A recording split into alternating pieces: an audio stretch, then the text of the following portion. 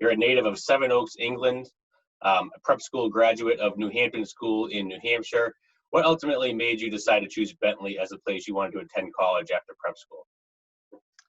So I actually visited Bentley first, then went to some other schools and ended up back at Bentley last, and that kind of sealed the deal for me.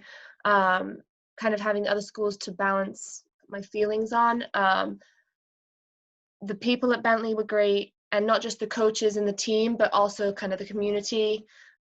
C. White's recruiting is second to none. She's really passionate about what she does, and from kind of day one, I felt like they were invested in me as a person, not just as a basketball player, and that goes for all the coaches. And I think that's something that a lot of the teammates I've had have felt, that they have a connection and a relationship with our coaches on a non-basketball level.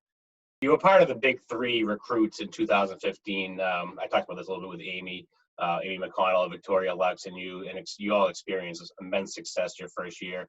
You in particular, you made the all NE10 rookie team. Your team excelled throughout the playoffs, including a run to the Final Four. Talk about that first year and what it meant to be able to go through that with Amy and Victoria, because I know you three were very close, and all just happened to be that that big recruiting class that year. Yeah. It's fair to say we were inseparable. Victoria and Amy actually lived together, and I would constantly be knocking on their door. Come on, guys, time to go. Like, what's up today? But yeah, I think that that bond that we had off the floor was comforting for us for our first year of college, but also college basketball. It was a different game for all three of us. And I don't think any of us expected to get to where we got to. Obviously, we were super happy when we took our trip to South Dakota. I think a lot of it too, that like we enjoyed each other's time, but I think Jane's leadership, I had never really experienced someone so confident and comfortable being, I guess she was very kind of direct and willing to tell us when we were out of place, but kept us on the path that we all needed to be on to get there. And she didn't fear losing a friendship. I still talk with her all the time. So I think that kind of atmosphere, all three of us bought into it, and that was comforting for us to keep going on that journey all together. You always seem to excel, Megan, in come playoff time. Talk a little bit about your ability to step up for those big games time after time. Yeah. I think I mentioned it a little bit before, but the coaches kind of believed in my ability, and that kind of led to me being able to believe in my ability, but also to have kind of an understanding in that time that I had off during my injury to further understand the game and improve my IQ of the game.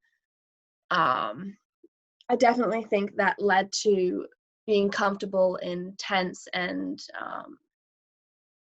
high stress situations when it is playoff time and when the game's really on the line, and sometimes our season was on the line. You witnessed a lot of Coach Stevens' big accomplishments during your time as a Falcon. You played in her 1,000th career victory. You saw the court being named after her, and then most notably, as you just mentioned, her induction into the Naismith Basketball Hall of Fame. What did seeing Coach achieve all of this mean to you? As you say that, I think about how humble she was, and every day we have practice and she'd say, oh, don't worry about that name on the floor. Like, just, it used to be the NE10, and it would be her kind of point to say, go stand on the wing, stand further off the 3-point line. And when it changed to her name, it was like, oh, just go over there. So, I mean, I've seen how humble you can be, but also how, like, she deserves to be celebrated. And I think to be a part of a lot of this, one part of it is to be grateful to the alums that have also kind of paved the path for us and upheld the standards in the way that coaches coached them and taught them how to be not just basketball players, but good people and good women. But I'm kind of speechless, I guess. I've never had that opportunity to play for a coach so well decorated. And as I actually said in our end of year team banquet, I can brag about her Hall of Fame induction and all of these things for her for the next years to come. So, I mean, it's amazing.